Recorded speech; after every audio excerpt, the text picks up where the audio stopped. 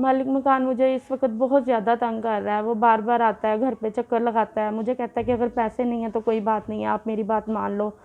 लेकिन मैं उनकी बात नहीं मान सकती। मैं उनकी बात क्यों मानूँ? मैं अभी मुझे कुछ समझ नहीं आ रही, क्योंकि मैं इस मुश्किलों से निकलूँगी तो मैं अगली ज़िंदगी के बारे में कुछ सोचूँगी कि मैं किसी से शादी करके ही अपनी सारी ज़िंदगी गुजारूँगी। इस तरह तन्हा तो मैं अपनी ज़िंदगी नहीं गुजार सकती, क्योंकि मुझे इस टाइम मेरे वालिदैन की तरफ से भी कोई सपोर्ट नहीं है। तो मैं फिर उनके सर पे तो नहीं जाके बैठूँगी। ज़ाहिर सी बात है, अपनी शादी करके कोई अपनी ज़िंदगी को सेट करूँगी, किसी ऐसे शख्स से शादी करूँगी जो मेरे साथ मुखलिस हो, मेरे इन हालात को सुन के मेरा साथ दे।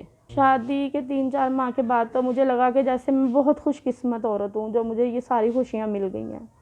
लेकिन जब मुझे पता चला 1 साल के बाद, और मेरी वो सारी खुशियाँ एकदम से गम में बदल गईं और एकदम गमों का पहाड़ मुझ पे टूट पड़ा। और मैंने कभी ये सोचा भी नहीं था कि जो ये मेरे साथ हुआ है, ये सब कुछ मेरे साथ हो जाएगा।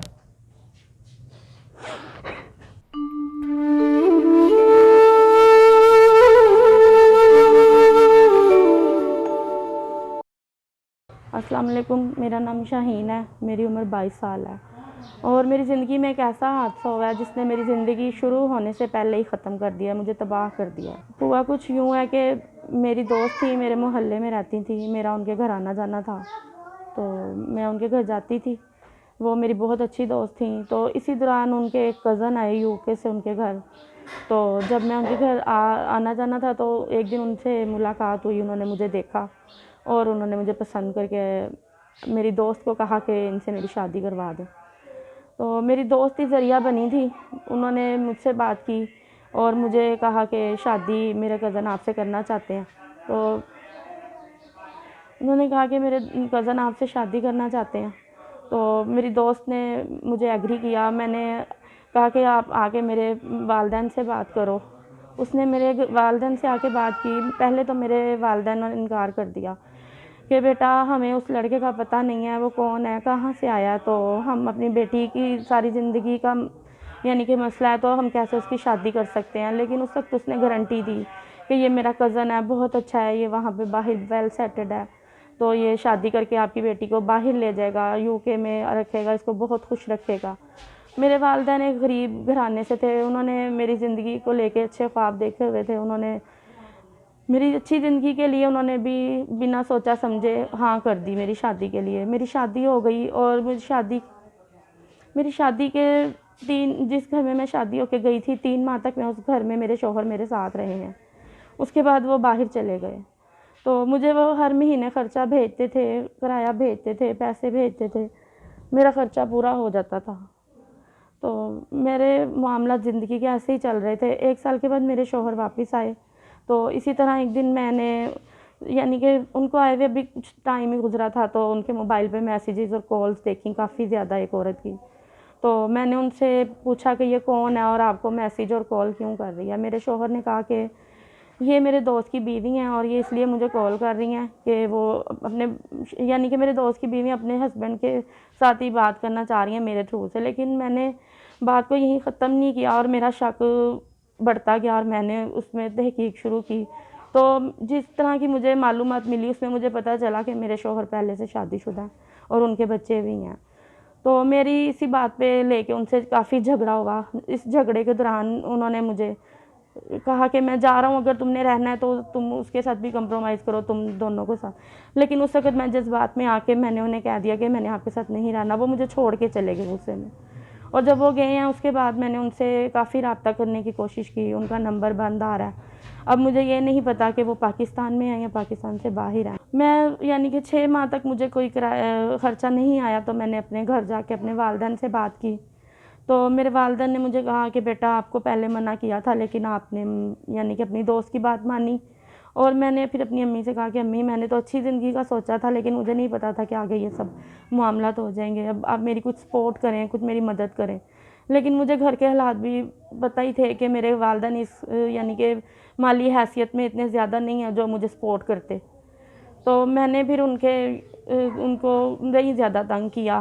तो अब मैंने कुछ अपने रिश्तेदारों से कर्ज़ वग़ैरह उठाए, जिससे मैं घर के यानी कि थोड़े बहुत जो हैं बिल वग़ैरह उनको पे कर देती थी। कुछ थोड़े बहुत मामला थे ज़रूरियात ज़िंदगी के, उनको कर लेती थी। राशन वाले को मैंने सिर्फ ये कह के रोक लिया कि अभी मेरे शौहर के पैसे नहीं आ रहे भाई, जैसे ही आएंगे मैं आपको इकट्ठे पे कर दूंगी। किराए वाले को भी मैंने यही कहा, लेकिन जब किराए वाले को पता चल गया कि मेरे शौहर के साथ मेरी लड़ाई हो गई और वो मुझे ख़र्चा नहीं भेज रहे, उन्होंने मेरा ख़र्चा बंद कर दिया, तो किराए वाले ने, मालिक मकान ने भी आके मुझे काफ़ी यानी कि तंग किया कि अगर आप बगैर किराए के रहना चाहती हो तो जैसे मैं कहूँ, जो मेरी मर्ज़ी हो, आप वैसे चले मेरे साथ। लेकिन मैंने उनकी ये बात कबूल नहीं की और अभी मैं इस कदर परेशान हूँ कि मैंने किराया भी देना है और घर के अखराजात भी चलाने हैं और अपनी ज़िंदगी को यहीं पे तो नहीं छोड़ूंगी। अभी मेरी काफ़ी ज़्यादा ज़िंदगी पड़ी है। मालिक मकान मुझे इस वक्त बहुत ज़्यादा तंग कर रहा है। वो बार बार आता है घर पे, चक्कर लगाता है, मुझे कहता है कि अगर पैसे नहीं हैं तो कोई बात नहीं है, आप मेरी बात मान लो। लेकिन मैं उनकी बात नहीं मान सकती। मैं उनकी बात क्यों मानूँ? मैं कह रही हूँ कि कहीं से भी मेरे कोई जॉब हो जाए या मेरी कोई हेल्प हो जाए तो मैं उनका किराया पे करके अपने लिए किसी और घर का इंतज़ाम करूँ।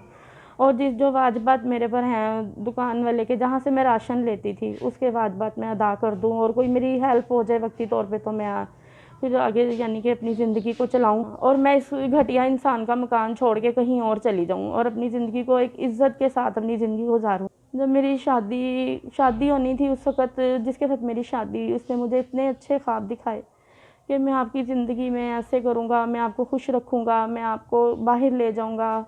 जो एक लड़की का ख्वाब होता है शादी के बाद कि मेरे शौहर ने मुझे अच्छी ज़िंदगी का ख्वाब दिखाया, वो मुझे वो सब कुछ देगा जिसकी एक लड़की ख्वाहिश करती है।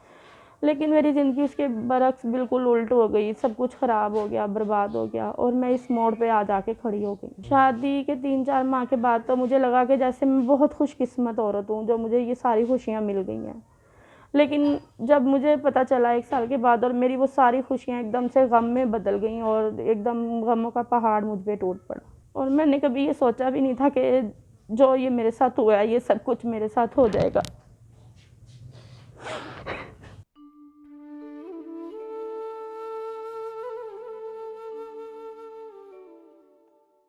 जो इस टाइम मैंने ये अपने परचून वाले के पैसे देने हैं जिससे मैं सामान, घर का राशन, ज़रूरियात ज़िंदगी के लिए ले रही थी, उसको मैं यही कह के रोक रही थी कि भाई इकट्ठे पैसे आ जाएंगे, मैं आपको इकट्ठे पे कर दूंगी। लेकिन अब मैं उसको क्या बताऊं कि मेरे पैसे तो आने ही नहीं है, क्योंकि जिन्होंने मुझसे पैसे भेजने थे उन्होंने मुझसे राब्ता तोड़ लिया।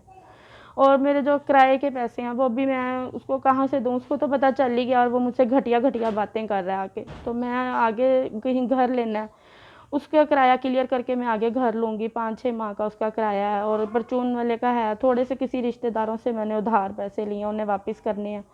तो ये सारे तकरीबन मिला के 2 से ढाई लाख के करीब मेरे पैसे बनते हैं, जो मेरा कर्ज़ है फ़ौरी तौर पे मैंने देना है और आगे अपनी ज़िंदगी को लेके कहीं और जाना है। अभी मुझे कुछ समझ नहीं आ रही, क्योंकि मैं इस मुश्किलों से निकलूँगी तो मैं अगली ज़िंदगी के बारे में कुछ सोचूँगी कि मैं किसी से शादी करके ही अपनी सारी ज़िंदगी गुजारूँगी। इस तरह तन्हा तो मैं अपनी ज़िंदगी नहीं गुजार सकती, क्योंकि मुझे इस टाइम मेरे वालिदैन की तरफ से भी कोई सपोर्ट नहीं है। तो मैं फिर उनके सर पे तो नहीं जाके बैठूँगी। ज़ाहिर सी बात है, अपनी शादी करके कोई अपनी ज़िंदगी को सेट करूँगी, किसी ऐसे शख्स से शादी करूँगी जो मेरे साथ मुखलिस हो, मेरे इन हालात को सुन के मेरा साथ दे।